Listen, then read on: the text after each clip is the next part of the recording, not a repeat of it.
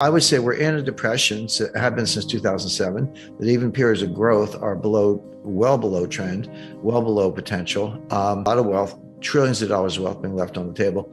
In a technical recession right now, we'll see if it gets worse. My expectation is it will. But the White House would say, we haven't had a depression since the 1940s and we're not in a recession. So pick your experts, but the White House and the government don't have a very good track record of this. Now, as that relates to the dollar, people say, well, okay, we have massive budget deficits. We have for a while, but they're now multiple trillions of dollars per year. The baseline deficit going into the Biden administration was $1 trillion a year. When I say baseline, it's like that's what the deficit would be if you didn't do anything. Just kept all programs going and taxes about the same. But they piled on, actually going back to Trump in the pandemic, it was a $2 trillion relief bill in May, June 2020. There was another approximately $1 trillion relief bill at the end of Trump's term in December 2020. Biden comes in, he's like, well, I can top that. Trump had his relief bill, I'll have mine. And we had the American Recovery Act, or whatever they called it, in February of 2021. That was about another $2 trillion on top of that. Then we had the infrastructure bill. That was just under $1 trillion. Now we have, they stopped calling it Build Back Better. That was the worst marketing campaign in history. But the Inflation Reduction Act, which will actually increase inflation, but that's about another $1 trillion. We just had $300 billion of student loan forgiveness. Sounds, like peace, love, and understanding, except the taxpayers have to pay that. When you forgive the student loans, it goes into the budget deficit. People don't understand the accounting, but that's how it works. You don't have a deficit when you make the loan. It's carried on the books as an asset.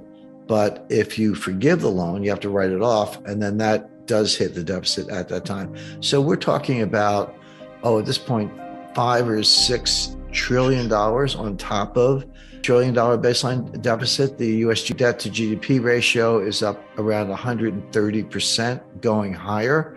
And if you said, hey, look around the world, who's at that lunch table? Like who else has like 130% debt to GDP ratio? The answer is Lebanon, Greece, and Italy.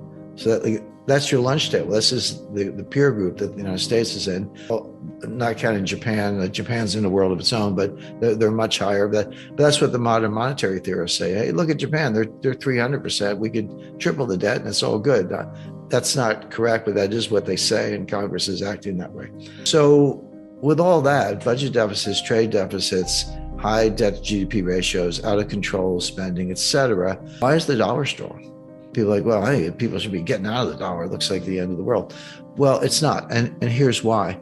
There's a dollar shortage around the world. And people say, how can that be? The Fed printed, $7 trillion of money, M0, actually higher than that. I think it went up to 9 trillion. If you're in a recession and it's getting worse, by definition, the bad pieces are going to come in later in the quarter. So we saw this in the second quarter. They started positive and ended up negative. They started positive in the third quarter. It's trending down. We'll see where it ends up. I don't have to call it the third quarter, but it wouldn't surprise me if we're seeing the recession continue into the third quarter, even as the National Bureau of Economic Research has to make up their minds. So in my view, we're in a recession, but there's no, again, just to be clear, we all have our views. There's no government agencies saying who's right or wrong. They don't do that. A depression is completely different. People say, well, okay, if a recession is 2 quarters of declining GDP and a depression is worse than a recession, then a depression must be, 10 quarters of declining GDP. That's not true either. You can have growth in a depression. And we did. The Great Depression eventually dated from 1929 to 1940. It was a severe technical recession from 29 to 33, and then another technical recession in 37 and 38. From 1933 to 1936, the economy grew. Now, the problem was it was growing from a very low base. In other words, unemployment, the first term of the Roosevelt administration, went from like 22% to 12%. But it was still 12%. I mean, 12% wasn't an improvement, but nothing to write home about. So the point being, depression does not mean continuous declining GDP growth. What it means is depressed growth below trend. So if your potential is 3.5%, 4%, which it probably is in the United States, it's not necessarily higher than that, except for short periods of time.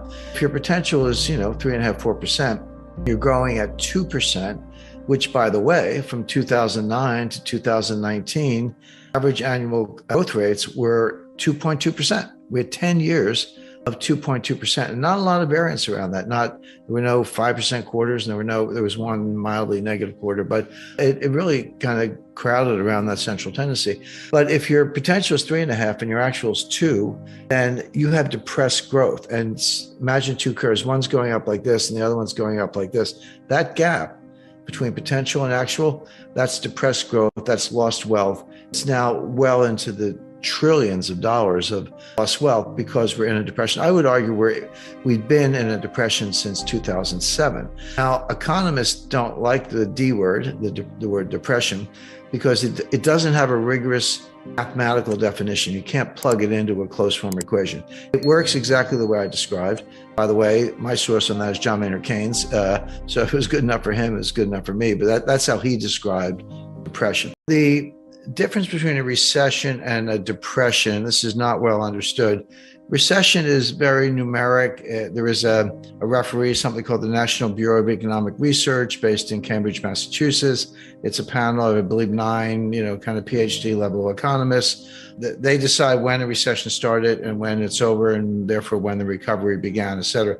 They're not an official body. I mean, they're organized, but it's not a government body. It's a private body. The government kind of goes along with what they're saying, but even when they call it, it doesn't, it's their opinion, and people are guided by that. But just to be clear, that it's not a government agency making these decisions. Their rule of thumb is 2 consecutive quarters of declining GDP. That's the rule of thumb. Now, there's more to it. They look at unemployment, they look at incomes, they look at a number of other factors. But based on the rule of thumb, we're already in a recession. The U.S. had declining GDP in the first quarter of 2022. We had declining GDP in the second quarter of 2022. That was just revised literally today, but the loss was not as big, but it's still a loss, still in the red. So we've had the 2 consecutive quarters of declining GDP through, at this point, several revisions by the U.S. government. So based on the rule of thumb, we're in a recession. Now, Janet Yellen, who doesn't know much about this, in the White House and others are saying, well, we're not in a recession. They're either changing the definition, or if you want to be a little technical about it, the National Bureau of Economic Research hasn't said so. But that's not unusual. What's normal is that the National Bureau of Economic Research can wait 3 months, 6 months, sometimes a year before they call the balls and strikes. And for that matter, it's not unusual that the recession's over before they tell you it started. So I don't expect to hear from the National Bureau of Economic Research until late this year, maybe early next year. And oh, by the way, wouldn't it be interesting if they waited until after the election? So don't underestimate the political twists and all this. I mean, that's definitely there. So I'm not waiting for them. I've seen the 2 consecutive quarters. I believe it's getting worse. Federal Reserve Bank of Atlanta has a tracker. They're showing the third quarter of 2022, it won't be over till the end of September. They're showing that in positive territory, but it's been trending down from about 2% to 1.9% to 1.6%, et cetera. That's also not unusual. They have a very interesting statistical method. I give them a lot of credit, but what they do, everyone on Wall Street takes the data. The GDP data comes in, some of it weekly, monthly, quarterly, whatever.